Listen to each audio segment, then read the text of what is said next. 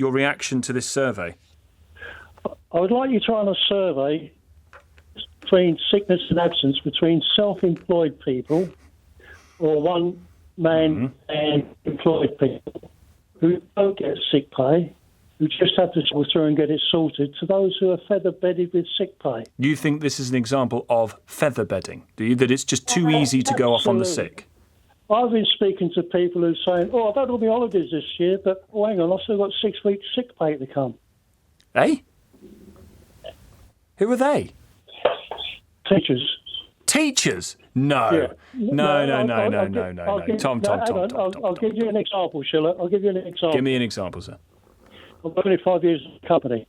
The chairman was a brilliant lad. He was the officer of Marines on the Belfast.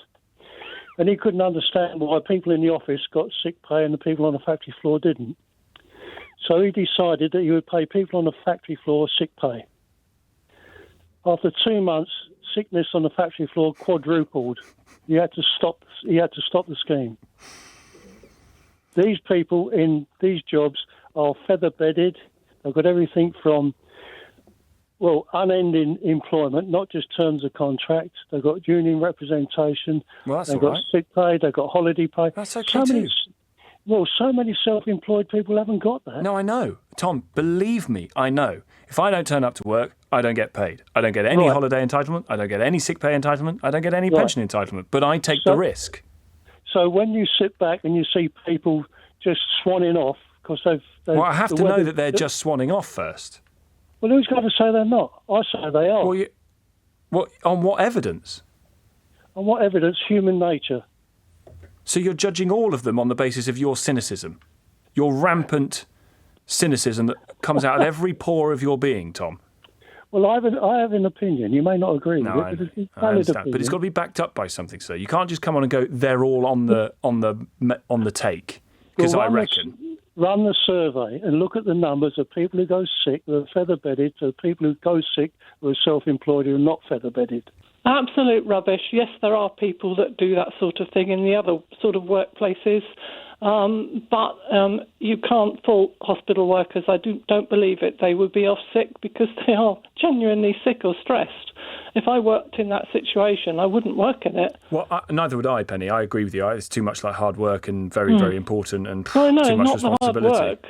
It's the stress of it and trying to deal with people. Yeah, no, I agree. I wouldn't do it. I take my hat off to anyone who does it, to be honest, because there are far easier ways to earn a living in much less stressful fashion than doing that. So you're motivated by something that I'm not motivated by, and that probably speaks to a little bit about me, to be honest. My wife, I think, works as a paramedic. Is that right, sir? Yeah, she started out as a 999 call handler about 10 years ago, then became an ECA, and now is a paramedic.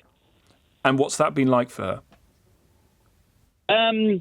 Beyond stressful. I want to speak firstly, before we get into this, directly to anyone, and I quote, who thinks the NHS is swanning off. She doesn't get any working pattern whatsoever, no annual leave, and at the moment is looking to drop down to part-time.